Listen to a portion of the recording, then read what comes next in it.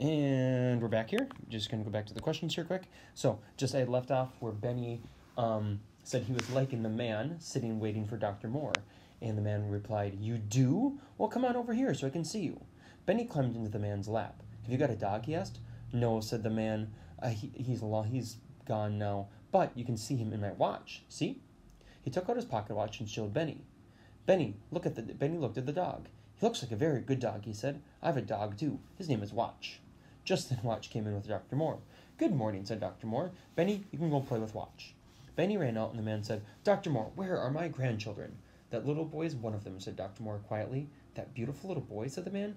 "Yes," said Dr. Moore. "They are all good children, but they are very afraid of you. They are afraid you're going to find them." "Well, how do you know that?" asked the man. "Well, they've changed their name," said the doctor. He looked at the man in a strange way. "The big boy changed his name on field day. You even saw him then." "I saw him? What did he change his name to?" "Henry James," said the doctor. "The running boy?" cried the man. "The boy who won the free-for-all? I like that boy. I am his grandfather." Chapter 12. James Henry and Henry James. Dr. Moore went to get his mother. "Mother," he said, "this is Mr. James Henry Alden. He wants to take his grandchildren to live with him." "I'm afraid they won't want to go with you," said Mrs. Moore, "until they learn to like you, and they won't want to go while Violet is sick." "Well, can't I see them?" begged Mr. Alden. "I won't tell them who I am." "Oh, that would help," agreed the doctor. "If they grow to like you before they know who you are, things will be much easier." "Yes," said Mrs. Moore. "Stay here with us for a while. The children will learn to like you, and then you will tell them that you are their grandfather." "Thank you," said Mr. Alden. "I will go home and get some clothes and come back, and I'll give you the $5,000. But Mr. Moore would not take the money. "I just want these children to be happy," he said. When Mary learned that she was to cook for Mr. Alden, she was frightened. "How can I cook for him? He has everything. He's a very rich man." "You can cook for anyone," said Dr. Moore kindly. "Just get one of your good chicken dinners and make some cherry dumplings." At dinner, Mr. Alden saw all of his grandchildren but Violet. He smiled with delight when he saw Jessie come into the room in a quiet way. "Children," said Mrs. Moore, "this is Mr. Henry." Benny laughed. "Henry and Mr. Henry," he remarked. "That's funny." Henry shook hands with Mr. Alden before he sat down at the table. "Where have I seen that man before?" he thought. The children liked to hear Mr. Henry talk. He told them about a big cucumber in his garden. The cucumber was growing inside a bottle, and he couldn't get it out. "Why not?" asked Benny. "Well, it's too big," said Mr. Alden. "Well, how did it get in it?" asked Benny. "It was a little cucumber when it went in," said Mr. Alden. "The cucumber will grow just the same in a bottle. It will grow so big it can't get out." "I'd like to see the cucumber," said Benny, stopping in the middle of his cherry dumpling. "Would you really?" asked Mr. Alden, delighted. "Some day you and I will go and pick it. And we can bring it to Violet," said Benny. "Yes, we'll bring it to Violet," agreed Mr. Alden. Henry thought again. "Where have I seen this man before? I wish I could remember." He could not remember, but he liked Mr. Alden very much. All the children liked him because he was so kind to them. At last, one day, Mr. Alden could see Violet and went softly into her room with some beautiful flowers from his garden. The children loved him when he patted Violet's dark head and told her that he was sorry she had been sick. He told her, too, about his garden where the flowers came from. "I'd like to see your garden," said Violet. "I love flowers." "How long are you going to stay, Mr. Henry?" asked Benny. "Shh, Benny," said Jessie. "I want to stay here as long as I can, my boy," said Mr. Alden quietly. Henry looked at the man again. He knew that he had heard him say "my boy" before. Now where was it? He could not remember. After dinner, Mr. Alden sat under a tree reading. Henry was working in the flower garden in front of the house. He looked at Mr. Alden again and again. Suddenly it came to him as the man smiled over his book. "It's the same man who gave me the $25 prize in the silver cup," he said to himself. "I didn't remember him at first because I was so excited when he shook hands with me." He took another look and said again, "It's the very same man." Henry sat thinking for a little while. Then he got up and went to find Dr. Moore. "Do you know who gave me the prize on field day?" he asked the doctor. "Do you know what his name was?" "Oh, James Alden of the Mills," replied the doctor. "J.H. Alden over at Greenfield."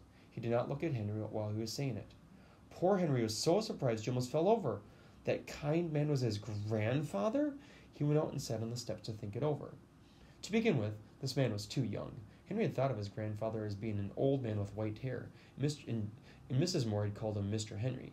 Could it be that the man knew he was their grandfather and hadn't told them? Then he saw that Mr. Alden was getting out of his chair under the trees. "It's now or never," thought Henry. "I have to know." He walked eagerly after the man, who was going toward the garden with his back to Henry. Then the man turned around and saw how excited Henry was. "Are you James Henry Alden of Greenfield?" "I am, my boy," replied Mr. Alden with a smile. "Does that mean you know that I know you are Henry James Alden?" "Yes," said Henry quietly. Then Henry James Alden shook hands again with Henry James Alden. Jessie and Benny came across the grass in time to hear Henry say, "But grandfather..." Grandfather, cried Jessie. What do you mean, Henry? Yes, Jessie, said Henry eagerly. The man we've been running away from all this time. I thought you were old, said Benny. And very mean. Jessie said so. I didn't know, Benny, said Jessie. Her face was red. To think of running away from this kind of man. But her grandfather did not seem to mind. He patted her on the head and said, Let's go up and see Violet. There was no stopping Benny. He hurried into Violet's room, holding Mr. Alden by the hand and shouting, It's Grandfather, Violet, and he isn't mean at all. What do you mean? Asked Violet. Isn't he Mr. Henry? My name is James Henry Alden, replied her grandfather. And my name is Henry James Alden, cried Henry. Very well, said Dr. Moore. Violet held on to her grandfather's hand and listened to the rest, talking excitedly. Where have you been living? Asked Mr. Alden at last. They all looked at each other, even Dr. Moore and his mother. Then they all laughed as they never would stop. You just have to see, said Dr. Moore. What? Cried all the children at once. You never saw it in the daytime? Is that so, huffed the doctor? I've seen it so many times in the daytime. Seen what? Asked Mr. Alden. Our house, said Jessie. We've been living in a boxcar in the woods. Then they all began to tell him about this dump and the dishes and the brook and the swimming pool. They have 4 beds of pine needles in the car, said Dr. Moore. How do you know? Asked Jessie. Well, said Dr. Moore, the first day Henry worked for me, I walked after him as far as the hill. Why'd you do that? Asked Mr. Alden. Well, I liked him. I saw he was a fine boy, and I wanted to see where he lived. But you can't see the boxcar from the hill, said Jessie.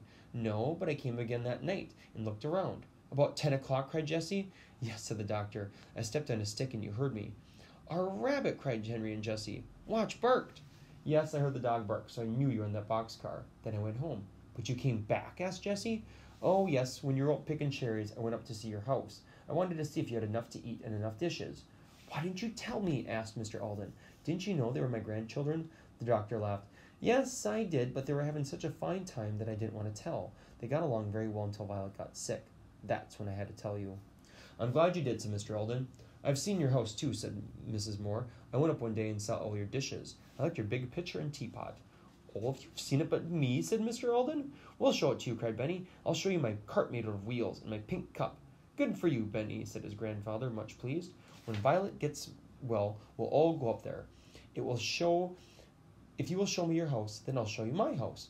You have a house? Asked Benny. Yes, you can live there with me if you want to.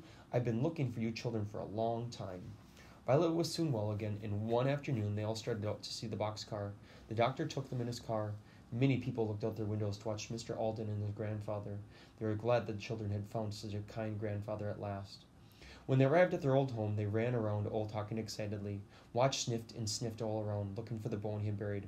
Everything was the same. Here's the pool that we made, said Henry to his grandfather. See our building? Shouted Benny. That's what they called the fireplace. It really burns, too. And this is the refrigerator and the waterfall. And here's my pink cup. They all stepped on the stump and climbed into the car. They looked at the 4 beds and the dishes. Here's the same old pitcher and teapot, said Jessie, laughing.